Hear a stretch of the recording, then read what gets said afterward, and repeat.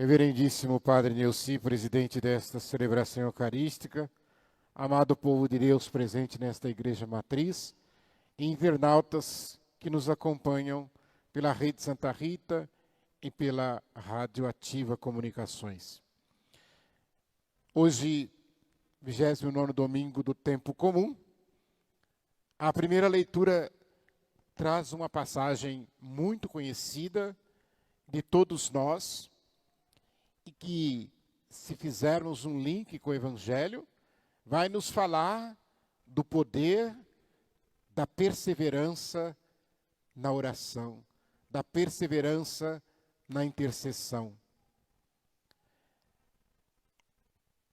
O fato é que naquela ocasião, os inimigos iriam atacar o povo de Israel, os amalecitas, e Moisés era o responsável por esse povo.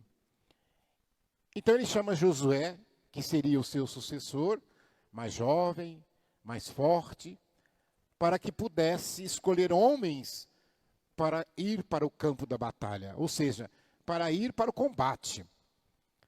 É claro que naquela época, nas guerras, devia ter espada, flecha, sei lá o quê, mas não tinha. Mas imagine uma batalha hoje, né? Onde se tem armas potentes, etc.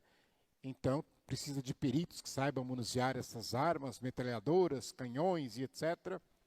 Bombas. Então, e Moisés disse para ele: você vai para o combate, que eu vou para o monte com o cajado e vou rezar por vocês. E vou orar por vocês para que vocês vençam as batalhas. E diz a palavra de Deus que Moisés chamou para ir junto com ele Ur e Arão.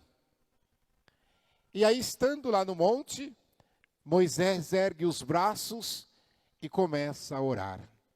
E começa a pedir ao Senhor a força para que o povo de Israel pudesse vencer o inimigo. E enquanto ele orava fervoroso, diz a palavra de Deus que o povo de Deus vencia a batalha. Estava derrotando os amalecitas. Mas na medida em que o tempo foi passando, talvez Moisés já de certa idade, os braços não conseguiam mais ficar muito elevados e começou a descer os braços. E na medida em que os braços desciam, na medida em que a intercessão era menor, os inimigos começaram a vencer. Os amalecitas começaram a vencer o povo de Deus. E nesse momento, Ur e Arão tiveram uma feliz ideia. Eles disseram assim: ele não consegue ficar com o braço levantado mais, mas nós vamos segurar o braço dele para que ele fique com o braço erguido. E aí pegou um de cada lado, pegaram o braço de Moisés e levantou. E os dois ficaram fazendo com que Moisés tivesse os braços levantados. Naquele momento, os amalecitas começaram a perder. Ou seja, o povo de Israel começou a vencer a batalha e venceram a batalha. Então nós lembrarmos, primeiro, a necessidade de orar por aqueles que estão no campo da batalha. Nós estamos falando de uma realidade espiritual. A gente pensa, quando fala em intercessão, o pessoal pensa que é coisa assim daqui. Não, é espiritual que nós estamos falando. E sempre para quem faz a intercessão, eu sempre digo para as pessoas que estão na intercessão: você não pode descuidar, porque senão o errado que acontecer vai ser culpa sua. Eu posso estar rezando por um médico que está fazendo a cirurgia agora, eu posso estar rezando por um motorista que está dirigindo, por um piloto que está dirigindo, porque aquele que está na batalha, ele não tem como rezar. Até porque se ele for rezar, ele pode distrair e acabar se perdendo por aí. Aqui no exemplo é uma batalha, mas eu falo, por exemplo, as pessoas que vão fazer intercessão nos retiros, as pessoas que vão fazer intercessão nos grupos de oração. É sempre necessário fazer a intercessão. A gente não pode ir para a batalha sem ter oração. Tem gente que vai, né? Vamos fazer, faz de qualquer jeito. Então está fazendo no plano aqui humano somente. Não está levando em consideração isso. E eu digo sempre, se você está na intercessão, você está rezando por aquele que está cantando, Porque quem está cantando tem que ficar olhando a partitura, tem que ficar olhando a letra da música, tem que ficar tocando. Então não dá para ficar rezando às vezes. Quem está pregando, também é a mesma coisa. Quem está ali na técnica, mexendo nos botões, apertando, é o microfone que não funciona, tem que trocar a pilha e tal. Não tem como falar que está concentrado na oração. Então aquele que está na intercessão tem que ficar. Ele não pode distrair. Às vezes eu falo, padre, quando eles ficam na porta da igreja, né, eu acho bonito isso. Ficam ali rezando o terço, ou então a Bíblia ali, o Salmo. Não pode distrair, não. Não pode sair dali, mas tem uns que saem. Tem uns que chega uma pessoa para começa a conversar, esquece a intercessão. Ou então sai dali e vai fazer outra coisa. Ora, se você saiu, você largou aberta a porta. Imagine um sentinela no quartel, está lá no portão, vigiando para o inimigo não entrar. De repente ele sai, vai para o banheiro, não deixa ninguém no lugar dele. O inimigo entra, a porta está aberta. O inimigo está doido para entrar na casa de Deus, para tirar a gente daqui, para nos atrapalhar, para nos distrair. E é isso, então, que nós devemos focar quando olhamos para esta leitura. Depois, nós temos uma belíssima passagem na segunda leitura, quando Paulo, escrevendo ao bispo Timóteo, que é seu discípulo, ele fala uma coisa tão bonita que levem para vocês, levo para mim, levemos para nós, quando ele diz assim: permanece firme naquilo que aprendeste e aceitaste como verdade, porque você sabe de quem se aprendeu. Vou repetir. Permanece firme naquilo que você aprendeu. Principalmente vocês, crismandos. Aquilo que você aceitou como verdade. Sabe por quê? Você tem que permanecer firme? Porque você sabe de quem que você aprendeu. Você não aprendeu do Zé das Couve da esquina. Isso aqui é ensinamento que o próprio Cristo deixou para nós. E a gente precisa ter essa convicção. Se eu estou aqui na igreja, se aqui eu fui inserido na família de Deus através do batismo, se aqui eu professo a minha fé, se desde a infância, como diz a leitura, você conhece a Sagrada Escritura, que te comunica sabedoria para a tua salvação, que é útil para ensinar, então para que você vai se preocupar? Quando se pergunta para você assim, perguntar para você, quem é que fundou a Igreja Católica? Vocês sabem? Quem fundou a Igreja Católica? Jesus Cristo. Nós não falamos o nome de nenhum homem, de nenhuma mulher. É Jesus. Então nós temos que ter certeza disso, convicção, para que não seja qualquer vento que vai nos levar para lá ou para cá. E eu digo mais. Nós precisamos conhecer a palavra para poder amá-la, porque senão a gente não ama. Ninguém ama aquilo que não conhece. Ou então fica com medo. Então você tem que ter essa convicção da tua fé, de saber de onde você aprendeu isso. Foi teu pai que te ensinou? Foi tua mãe que te ensinou? Amém. Foi tua avó? Foi teu avô? Amém. Então não pode ser qualquer que aparece na tua porta e bate e você vai atrás. Pense bem nisso. Né? Acho tão interessante atualmente, nós temos uma história de 2000 anos, alicerçada no sangue dos mártires, no testemunho de santos e santas que deram a vida por Jesus Cristo, para deixar que a igreja chegasse até nós, como nós a temos hoje. E muitas das pessoas que às vezes não professam a fé católica, na busca de argumentos para falar contra a nossa fé, vão estudar a patrística, vão estudar os primeiros séculos da igreja. Sabe o que acontece? Eles se convertem à Igreja Católica, porque eles veem onde está o fundamento da fé. Não é qualquer historinha. Então, meus irmãos, nós precisamos olhar para essa igreja que Jesus Cristo nos deixou, e quando o apóstolo Paulo fala para Timóteo aqui nessa leitura, que é ele que vai vir julgar os vivos e os mortos, e por isso que ele fala, aconselha, repreenda com toda a paciência a doutrina cristã, que nós tenhamos então a certeza de que a igreja de Jesus Cristo, ela é imaculada. Ela é santa. Nós que fazemos parte dela, podemos não ser imaculados, podemos não ser santos, fazemos coisas erradas. Mas quando algum membro da igreja fizer alguma coisa errada, não culpe a igreja.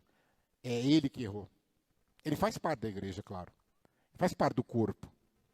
Seria como se você imaginasse a sua família, primos, tios, tias, filhos, filhas, netos. Aí tem um lá que erra, comete um erro. Aí essa família inteira não presta. Não, ele errou. Então que a gente possa ter essa convicção. E depois o Evangelho vai nos mostrar que essa viúva, ela teve esta convicção. Ela não desistiu. E aqui, a gente lembra, e está escrito na palavra de Deus, no Evangelho, na parábola que Jesus conta, Jesus diz assim, que tinha um juiz injusto. Um juiz que não acreditava em Deus, ele não temia Deus. E diz ainda mais, não temia homem nenhum. Porque eu costumo dizer que não só os juízes, mas tem certas pessoas que pelo poder que têm, tem algumas que acham que é Deus. E tem outras que têm certeza que é. Elas têm certeza que elas são. Então esse juiz aqui era um desses. Não preciso de ninguém, dou conta da minha vida, faço o que eu quiser, não interessa se é justo, se é injusto, se está prejudicando, se não está, vou fazer. E é engraçado porque a dirigência desse povo para fazer o mal é uma coisa terrível. Nós vimos essa semana o ministro do Supremo que ia aposentar, devia ter ido, aposenta, tchau, vai com Deus, descansar, trabalhou bastante, mas não, o que ele fez? Ele pediu para adiantar uma sessão de julgamento do aborto para que ele pudesse votar antes de aposentar, e votou favorável ao aborto até 12 semanas. Então, para o mal, até isso se faz. Meus irmãos, e esse juiz aqui dizia, eu não temo homem nenhum, por que eu vou ter medo? Agora, mas a viúva pedia tanto, mas insistia tanto, porque ela estava sofrendo uma injustiça. A palavra de Deus não diz que injustiça que era. Mas ela pediu tanto, que por fim ele disse assim, eu não aguento mais. Essa mulher está me enchendo muito. Eu vou atendê-la para ela me deixar em paz. Vocês estão vendo aqui, que nos faz lembrar aquela passagem do Evangelho, que também é narrado, quando o vizinho, já de noite, bate na porta do outro, porque chegou visita na casa dele, e ele não tinha o que dar para comer, então ele foi bater no vizinho para ver se o vizinho tinha, e o vizinho já estava deitado, ele falou, eu não vou abrir a porta, eu já estou deitado, me deixa dormir. E ele continuou batendo, insistindo, e a palavra de Deus diz, ele levantou e deu o pão para o vizinho, não porque ele gostasse do vizinho, ou porque ele quisesse, mas para ele me deixar em paz, que eu quero dormir. E foi isso que esse juiz fez. Essa mulher, de repente, já vai até me agredir no meio da rua. Então, vou atendê-la. Mas então, ou seja, Jesus contou isso para dizer depois. Olha que bonito. Se esse juiz, que é desonesto, injusto, não teme a Deus, atendeu o pedido dela, imaginem Deus, que é misericordioso. Imaginem Deus, que é o seu Pai, que te ama. Quanto mais, então, ele não vai atender aquilo que você pedir. Só que Deus atende na hora dele. E a gente, às vezes, não tem essa paciência de saber esperar a hora de Deus. Porque ele sabe que é naquela hora que você vai precisar. Agora, isso também não quer dizer que tudo que você pedir para Deus, Deus vai te dar. Por quê? Porque muitas vezes, e há outra passagem do Evangelho que diz, pedi e recebereis, mas vocês muitos não sabem o que pedir. Pedem mal, porque não sabem o que pedir. Porque às vezes nós pedimos coisas para Deus que não vai nos fazer bem. E se não vai nos fazer bem, se não vai ser para nossa salvação, Deus não vai conceder. E a gente fica bravo com Deus. Por que não me atendeu? Por que, né? Essa semana, eu conversava com uma pessoa, né? E essa pessoa depois dizer para mim assim, eu te mandei uma mensagem, você não respondeu. E a pessoa, meu telefone está quebrado. Porque eu não sei, tem gente que quebra telefone toda semana, né? Está estragado, está quebrado, está não sei o quê. E aí, mas quebrado como? Não, a minha filha deixou cair. Sua filha deixou cair. Mas telefone é instrumento de trabalho. Ah, mas se eu não desse telefone para minha filha, ela vira piruleta, ela chora, ela faz birra. Então eu tenho que dar, porque aí ela fica quieta. Ela para. Aí eu olhei para ele e disse assim, preste bem atenção. Se a tua filha te pedir para você dar um pouquinho de chumbinho para ela temperar a mamadeira, você dá? Não, chumbinho eu não dou. Mas então, ela não vai virar piruleta também? Então você tem que aprender a ensiná-la a trabalhar o não. Porque o mundo lá fora vai dar não para tua filha. E se você não ensinar para ela, ela vai sofrer lá, porque o mundo não vai fazer o que você está fazendo. Então muitas vezes, a gente pede coisa para Deus que Deus não dá porque não vai fazer bem. Imaginem vocês, né? O garoto tá ali o aniversariante hoje, né? 14 anos, né? Vai chegar pro pai dele, pai, eu quero uma moto. Você me dá uma moto? Aí vai, nossa, que pai sem coração, tem dinheiro sobrando, por que não dá uma moto pro filho? Não dá, porque você não tem idade para dirigir, você não tem carta. Você vai enfiar a cara num poste? Então, às vezes, nós estamos pedindo algo para Deus que vai nos tirar da igreja, vai nos afastar da fé. E Deus fala, não, eu vou te preservar, tu és meu, eu te chamei, eu te escolhi, eu te enviei, eu te amo. E por falar em eu te amo, eu concluo, lembrando uma coisa interessante. Neste mês, o Papa Leão lançou seu primeiro documento oficial, uma exortação apostólica, chamada Dilex Te, em latim. E quando eu olhei o nome, eu falei assim, gente, mas é tão parecido com o nome da última, do Francisco, do coração de Jesus, né? E aí, eu falei, mas ele está falando sobre o amor. Te amei, eu amei-te, eu te amei. Gente, e aí eu vou dar uma olhadinha, um passar de olhos no documento. O Papa está falando dos pobres.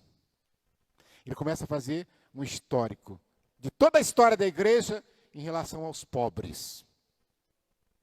E aí o evangelho de hoje, olhando, a gente vê, porque na época de Jesus, tinha 3 categorias de pobres que Jesus sempre preocupava muito. A primeira delas, as viúvas. Sabem por quê? Porque as mulheres da época de Jesus não podiam trabalhar. Vocês hoje trabalham fora, no banco, na escola, etc. Parabéns. Graças a Deus conquistaram esse direito. Mas na época lá não podia, não. Se a mulher fosse casada, o marido tinha que sustentar. Se a mulher fosse solteira, era o pai que tinha que sustentar.